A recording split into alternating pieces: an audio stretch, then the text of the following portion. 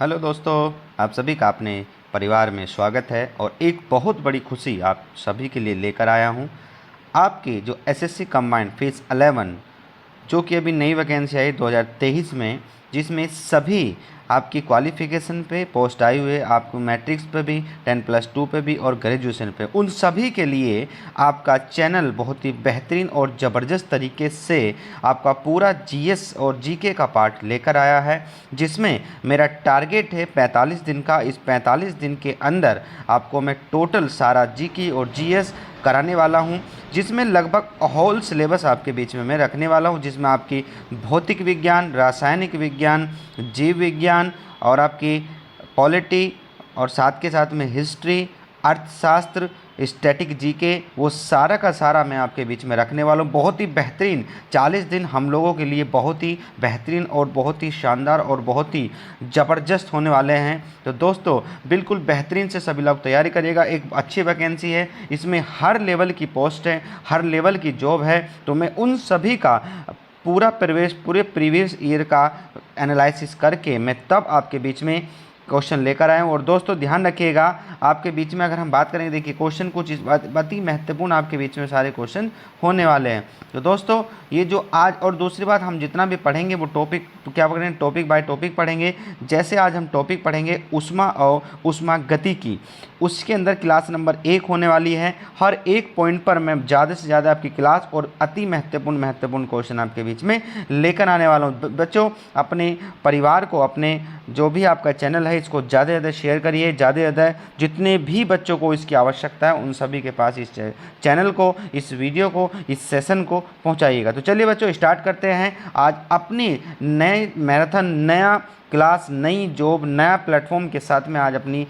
आज का जो हमारा नींव है उसका पहला दिन है, जिसमें मैं आपके लिए क्लास नंबर 1 लेके आया हूँ, जिसमें हम ऊष्मा और उसमें गतिकीय के सारे क्वेश्चन करने वाले। सारे क्वेश्चन एनसीईआरटी सार संग्रह होने वाले हैं और अति महत्वपूर्ण और बार बार पूछे जाने वाले क्वेश्चन आपके बीच में है। तो चलिए बच्चों, पहला क्वेश्चन आपके बीच में आ गया है। गैस फ्लेम यानी कि गैस फ्लेम या ज्वाला के सबसे गर्म भाग को क्या कहते हैं। दोस्तों इसके आज जितने भी मैं क्वेश्चन लेकर आऊँगा आपको 45 दिन में, वो अति महत्वपूर्ण और ज़बरदस्त आप देखेंगे। 70 से 75% आपको टोटल जीएस आपका यहीं से पूछा जाने वाला है। तो गैस फ्लेम ज्वाला के सबसे गर्म भाग को क्या कहते हैं दोस्तों, उसको हम कहते हैं क्या, लुमिनस जोन। क्या कहते हैं, लुमिनस जोन इसको हम कहते हैं। नंबर 2 आपके बीच में है, पृथ्वी निम्नलिखित में से क्या है। दोस्तों ध्यान रखिएगा, पृथ्वी एक क्या होती है, ये हमारी कैसी होती है, इलिप्टिकल होती है। आप सभी को पता है ये कैसी होती है, ऊष्मा की खराब अवशोषण और खराब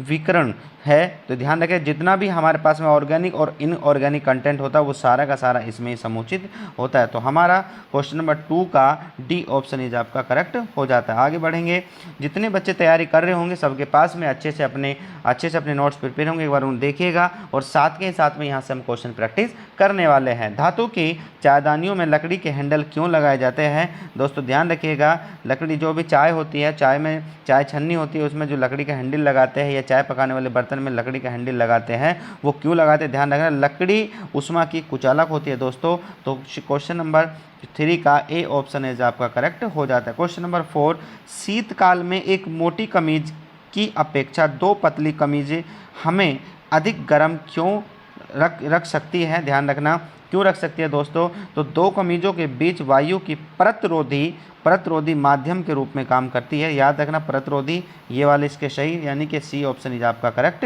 होके चलता है। तो चलिए दोस्तों आगे बढ़ेंगे।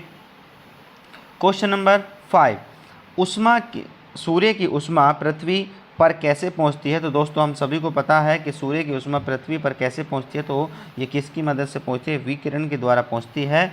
और इसको पहुंचने में कितना, लगभग 8.15 मिनट लगती है। दोस्तों ये भी आपको पता होना चाहिए, ठीक है। चलिए आगे बढ़ेंगे।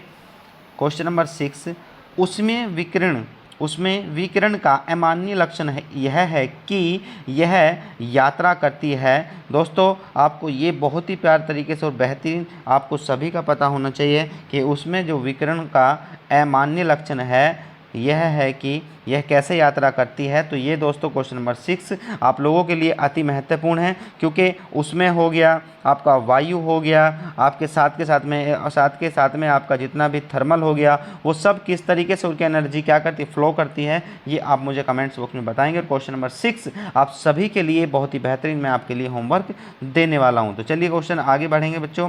क्वेश्चन नंबर ये आपके लिए होमवर्क है। क्वेश्चन नंबर 7, निम्न में से ऊष्मा का अच्छा चालक लेकिन विद्युत का खराब चालक होता है। दोस्तों इसका सही आंसर होता है अभ्रक, जिसको हम बोलते हैं माइका। ठीक है, तो चलिए क्वेश्चन नंबर 7 का ए ऑप्शन इज आपका करेक्ट हो जाता है।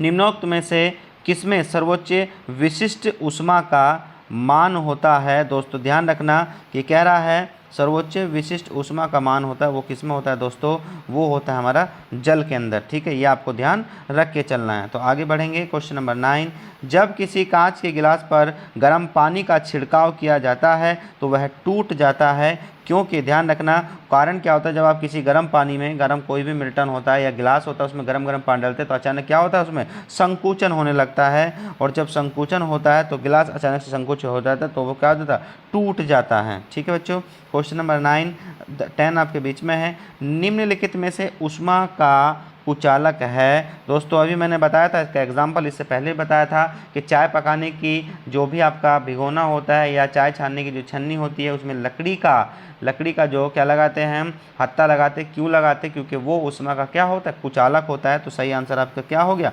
लकड़ी। ठीक है जी, चलिए क्वेश्चन नंबर 10 का बी ऑप्शन इज आपका करेक्ट हो जाता है। आगे, निम्नलिखित में किस विधि में ऊष्मा का संचार उच्च ताप की वस्तु से निम्न ताप की वस्तु तक अणुओं के वास्तविक संचार के कारण होता है। दोस्तों याद रखना इसका सही आंसर हमारा कैसा होता है, ये होता है कौन सा, कंडक्शन, यानी कि चालन। तो ये आपको ध्यान रखना कि हमेशा ध्यान रखिएगा हाई एनर्जी से लो एनर्जी की तरफ हमारी जो एनर्जी होती है वो हाई कहाँ से चलती है, जो एनर्जी होती है वो हाई से लेकर लो की तरफ बढ़ के चलती है। तो वो कहना चाह रहा है कि ऊष्मा का संचार जो उच्च ताप की वस्तु से निम्न ताप की वस्तु तक अणुओं के वास्तविक संचार के कारण होता है। तो इसका सही आंसर हमारा होता है चालन या कंडक्शन। तो चलिए 11 का ए ऑप्शन आपका करेक्ट हो जाता है। निम्न में से कौन सी विधि ऊष्मा स्थानांतरण की है।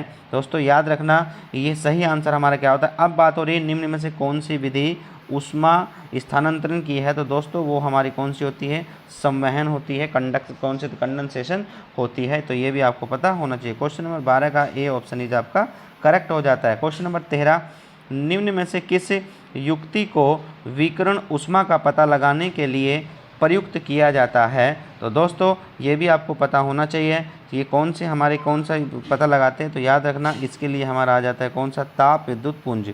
ठीक है जी, तो क्वेश्चन नंबर 13 का डी ऑप्शन ही आपका करेक्ट हो जाता है। आगे, काले वस्त्रों की तुलना में सफ़ेद वस्त्र हमें अधिक शीतल क्यों रखते हैं। तो ध्यान रखना इनका काम परिवर्तित का काम होता है, यानी कि रिफ्लेक्शन का काम होता है। तो सही आंसर क्या हो गया आपका 14 का बी ऑप्शन करेक्ट हो जाता है। अपने पास पहुंचने वाले सभी प्रकाश को क्या करता है, परिवर्तित कर देता है। आगे क्वेश्चन नंबर 15 आपके बीच में है, थर्म किसकी इकाई है, थर्म है या थर्मामीटर है। तो हम सभी को पता है वो किसकी है, ऊष्मा की होती है। ये भी आपको पता होना चाहिए। अभी आगे जब हम चलेंगे तो मैं आपको बताने वाला हूँ कि उच्च ताप मेजर करने के लिए हमें कौन सा चाहिए, निम्न ताप मेजर करने के लिए हमें कौन सा थर्मामीटर की आवश्यकता होने वाली होती है। चलिए दोस्तों आगे बढ़ेंगे। क्वेश्चन नंबर 16, बर्फ़ को जो बुरूदा होता है, बर्फ़ को बुरूदा में पैक किया जाता है क्योंकि क्या होता है, सीधी सीधी बात होती है। बर्फ़ क्या होता है, ये बुरूदा ऊष्मा का सुचालक होता है या कुचालक होता है। ध्यान रखना ये क्या होता है, हमारा कुचालक होता है। बरूदा ऊष्मा का क्या होता है, कुचालक होता है। ठीक है जी, तो ये भी आपको पता होना चाहिए। क्वेश्चन नंबर 16 का डी ऑप्शन इज आपका करेक्ट हो जाता है। आगे 17, तप्त जल के थैलों में जल का प्रयोग किया जाता है क्योंकि, आप सभी को ध्यान रखिएगा कि तप्त जल के थैले में जल का प्रयोग किया जाता है क्योंकि यह सरलता से मिल जाता है, यह सस्ता और हानिकारक नहीं होता है, इसमें विशिष्ट ऊष्मा अधिक है, या जल को गर्म करना आसान है। तो दोस्तों इसका सही ऑप्शन हो जाएगा 17 का सी ऑप्शन इज आपका करेक्ट सही हो जाएगा। इसका मतलब होता है विशिष्ट ऊष्मा कैसी होती है, अधिक होती है।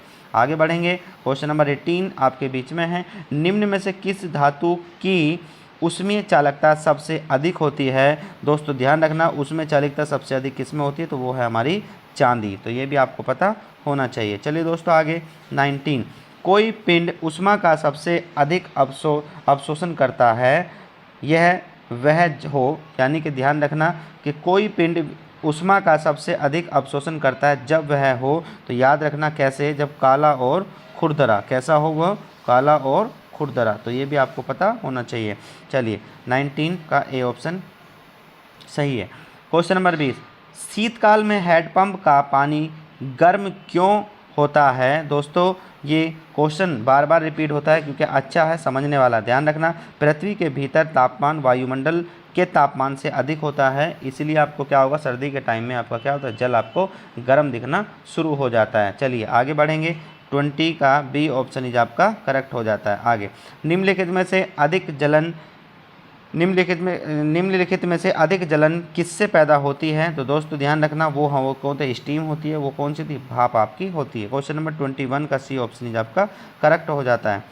22, दो निकायों के बीच ऊष्मा के प्रवाह की दिशा किस पर निर्भर करती है। दोस्तों ध्यान रखना, निर्भर करती है, ये क्या हो, जब अपने अपने अपने तापमान पर हो। ध्यान रखना, तो कैसे, तो दो निकायों के बीच ऊष्मा के प्रवाह की दिशा किस पर निर्भर करती है, कब करती है, जब अपने अपने तापमान पर ये होती है। क्वेश्चन नंबर 22 का सी ऑप्शन इज आपका करेक्ट हो जाता है। उबलते जल द्वारा पानी की तुलना में भाप से जलना अधिक कष्टदायक होता है, क्योंकि भाप का ताप बहुत अधिक होता है।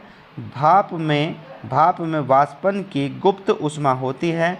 भाप एक प्रकार की गैस है तथा यह शरीर को शीघ्र निगमन करती है। शरीर में उपस्थित छिद्रों द्वारा भाप आसानी से प्रवेश करती है। तो इसका सही ऑप्शन हमारा क्या हो जाता है, भाप में वाष्पन की गुप्त ऊष्मा होती है। दोस्तों ये भी आपको पता होना चाहिए। चलिए, तो इसका बी ऑप्शन आपका करेक्ट हो जाता है। 24, निम्न में से किसमें संवहन होता है। दोस्तों कंडेंसेशन किसमें होता है, तो आप सभी को पता है ये हमारे किसमें होता है, ये गैस में और द्रव में होता है। तो केवल द्रवों और गैसों में होता है। तो क्वेश्चन नंबर 24 का बी ऑप्शन इज आपका करेक्ट हो जाता है। आगे बढ़ेंगे 25, निम्नलिखित द्रवों में से कौन से द्रव का वाष्पन अधिक तीव्रता से होता है। ध्यान रखना दोस्तों, ये होता है हमारा अल्कोहल का। तो ये भी आपको पता होना चाहिए। दोस्तों आज हमारे पास में इतने ही क्वेश्चन, ज़बरदस्त इतने की सीरीज लानी तेज़ी से, लगभग हमारा जो क्रैश कोर्स ये चलने वाला है लगभग 45 दिन का चलने वाला है। इसमें हर दिन मैं आपको 2-2, 3-3 वीडियो आपको प्रोवाइड कराने वाला हूँ। आप सभी लोग बहुत ही बेहतरीन और ज़बरदस्त तैयारी